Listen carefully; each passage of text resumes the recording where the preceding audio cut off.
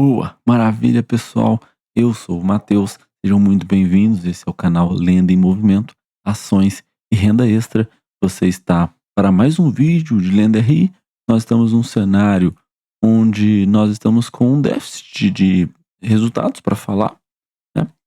E eu queria falar muito desses temas, de olhar o que que a gestão tem falado dos seus próprios resultados, né?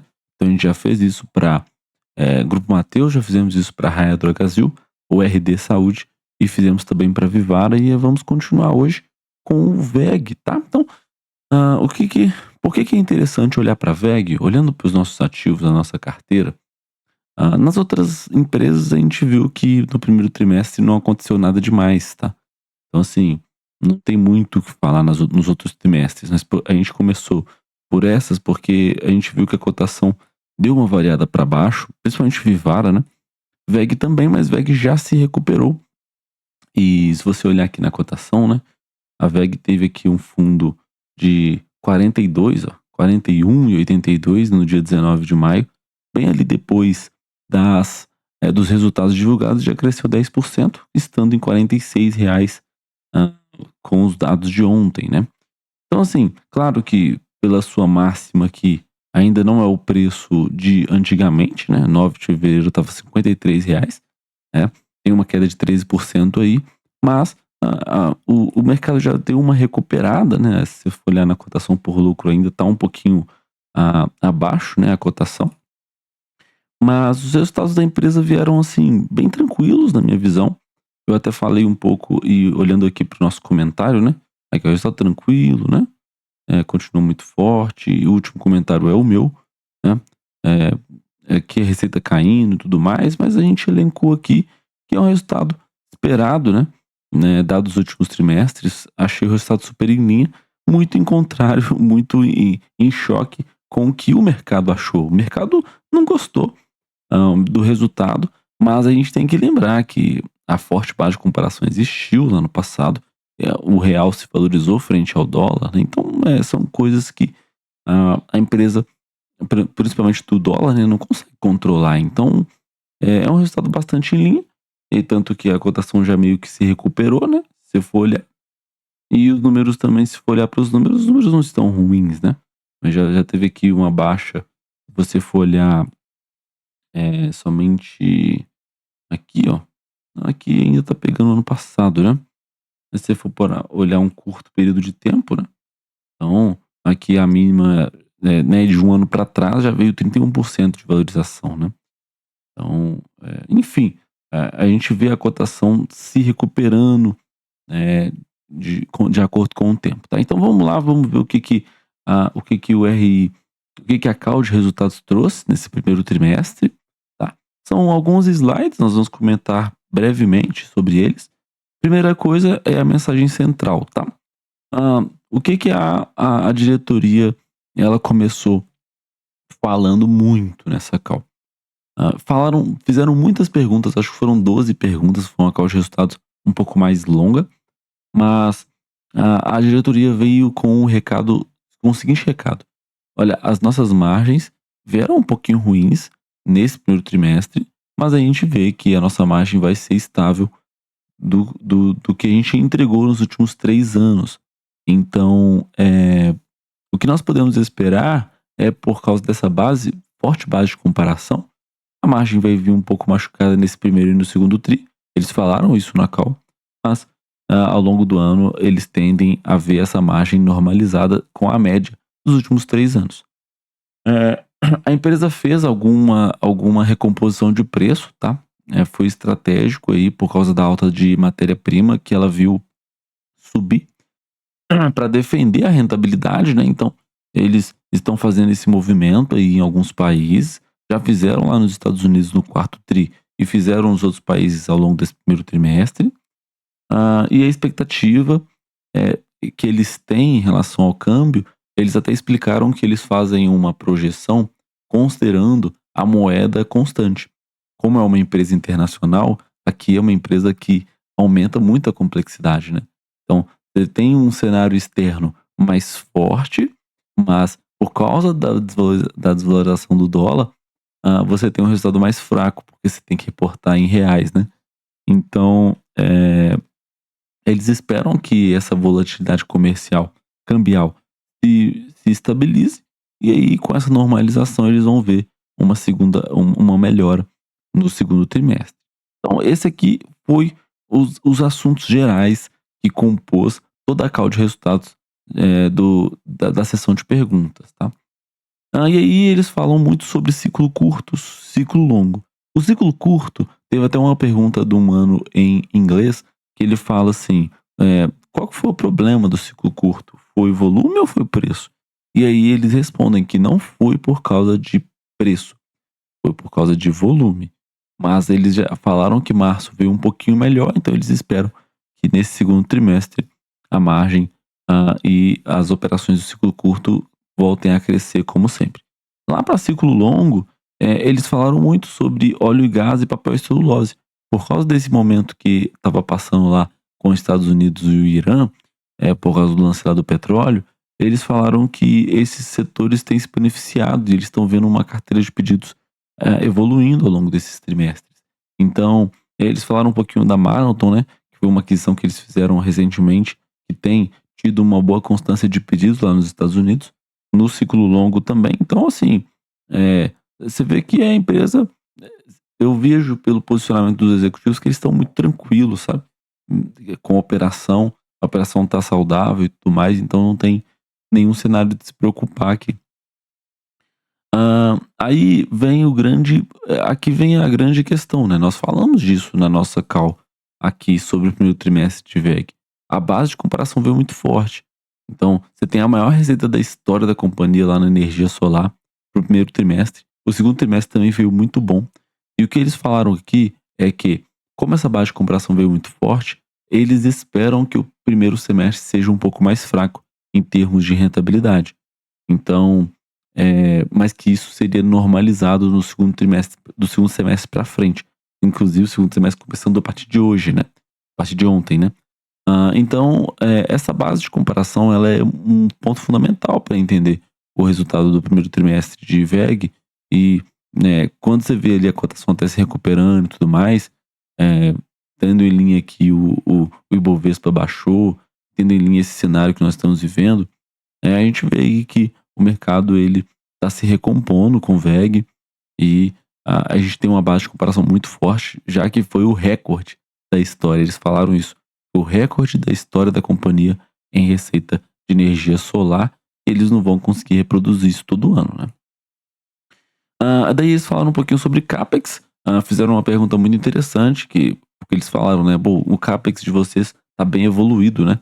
Se você for olhar aqui na tabela do Fundamentei, já basta para a gente olhar o quanto o CAPEX tem evoluído, né? Aqui, ó, eles estão repetindo já o CAPEX do ano anterior inteiro, né? Vamos olhar aqui no trimestre, né? E vamos diminuir esse prazo aqui. Aqui, ó, 2023, e vamos olhar por trimestre. Aqui, ó, o CAPEX do ano passado, ó, era de 600 milhões. E o CAPEX tem sido mantido, né?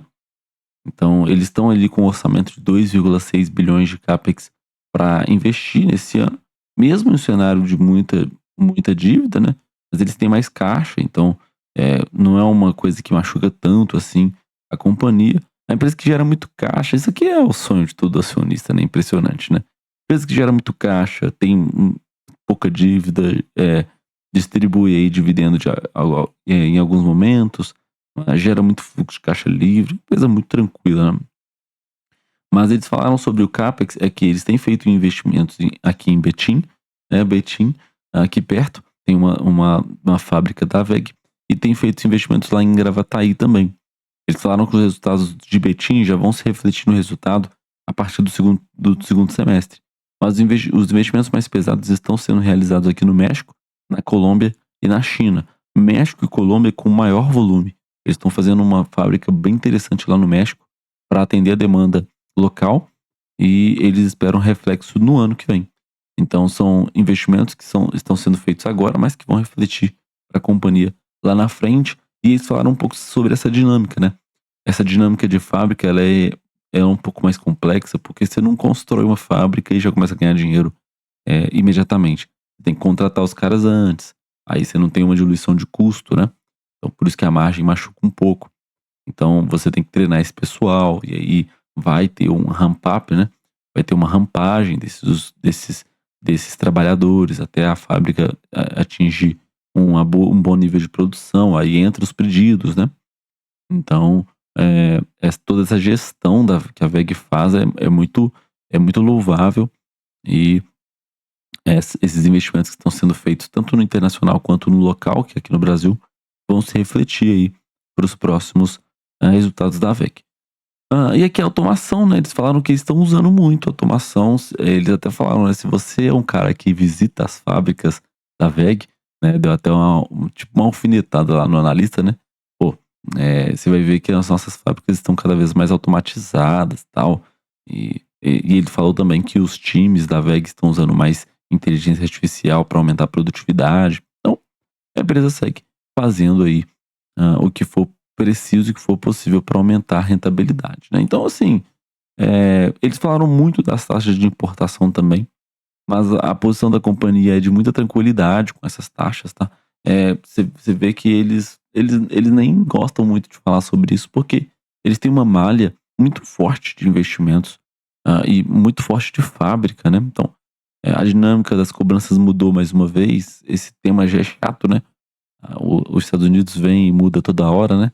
Mas essa seção 232 inverteu a lógica. Antes estava ruim pro Brasil e bom pro México. Agora tá bom pro México. Agora tá bom pro Brasil e ruim pro México de novo. Então, diferente aí essa dinâmica para esses países, mas super tranquilo, tá? Então, acho assim, esses são o que eu peguei lá da sessão de Q&A da, da WEG, muito tranquilo, não tem muito o que falar mesmo. Você vê aqui uma queda de receita, sim, você vê aqui uma queda de EBITDA, mas você vê uma queda de lucro líquido. Se você for olhar aqui trimestre contra trimestre, né? Se você for olhar aqui em relação ao primeiro trimestre do ano passado, também teve queda, mas é uma queda que é muito justificável pelo quanto foi bom, né, o trimestre do ano passado, né? Então, beleza? Então acho que a gente chega ao fim aqui com esse vídeo de WEG e nós seguimos para mais resultados. Possivelmente, agora sim, todos os resultados vieram muito tranquilos, né? Porto Seguro, muito tranquilo, Fleury, Bradesco, assim, talvez a gente nem faça mais tanto esse RI. Talvez a gente não siga com esse, não, eu não sei, eu vou pensar ainda, sabe? Eu vou mudar aqui para cena. Eu ainda vou pensar sobre o que eu vou fazer. Se eu vou fazer de todas as empresas de fato da carteira, ou se eu vou fazer outras ideias de vídeo, né? Qual que seriam as outras ideias de vídeo, né? E falando nisso, me ajuda então a decidir o que eu faço. Comenta aqui. Você prefere que eu faça as apresentações dos RIs, como eu tenho feito? E aqui eu peguei as empresas que mais vieram surpreendentes nesse trimestre, sabe? Algumas negativamente, né? Como Vivara, por exemplo, o Grupo Mateus. Outras positivas, né? Como, por exemplo, a própria o próximo vídeo é uma surpresa positiva e eu vou deixar aqui aqui, ó, tá até aqui preparado já. Mas uma surpresa positiva. Ou você prefere que eu faça um vídeo onde a gente faça uma análise? Esse é um vídeo um pouco mais complexo de fazer, confesso, mas uma análise que eu queria fazer há bastante tempo já. Por exemplo, pegando aqui dentro do varejo farmacêutico, aqui, ó, vou abrir RD Saúde para vocês verem qual que é a ideia. Aqui, ó, eu venho aqui dentro do varejo farmacêutico e a ideia é comparar todas essas empresas para elencar qual é a melhor. Aqui, qual é a melhor segundo os usuários é a RD Saúde. A Pague Menos também tem, a Pague Menos tem menos avaliações, né? A galera conhece menos, né? Mas fazer esse tipo de coisa, sabe? Aí a gente pode ir aqui no Grupo Mateus, por exemplo, aqui, e olhar para dentro do varejo alimentício. Qual que seria a melhor, né? Qual que seria melhor para ser sócio? Aí tem 3 aqui que a gente poderia avaliar. Aqui 80, aqui 41. Então, o Mateus é mais conhecido. Enfim, então, comenta aí no vídeo o que vocês preferem dos próximos passos. Eu vou encerrar essa semana com esses vídeos de RI, e aí a gente vai para na semana que vem para definição se a gente continua com essa série ou se a gente regressa para um sistema de novos vídeos, né? Lembrando que na semana que vem eu também vou ter mais tempo. Talvez eu até esgote toda a gravação desse Lenda RI. Talvez eu possa pegar ali 1, 2, 3 dias para fazer isso.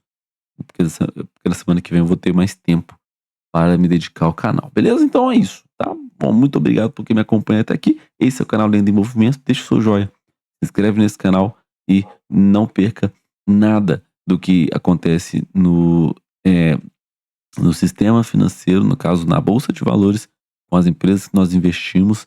Esse é um canal onde você consegue acompanhar várias coisas aí. Vai ter muito mais coisa nesse canal aqui. Vai ter coisa de vlog, vai ter coisa de... são tantos assuntos que tem na minha cabeça pra gente colocar aqui que vocês vão gostar, eu tenho certeza disso. Beleza? Então, muito obrigado por quem me acompanha até aqui. Um abraço e valeu!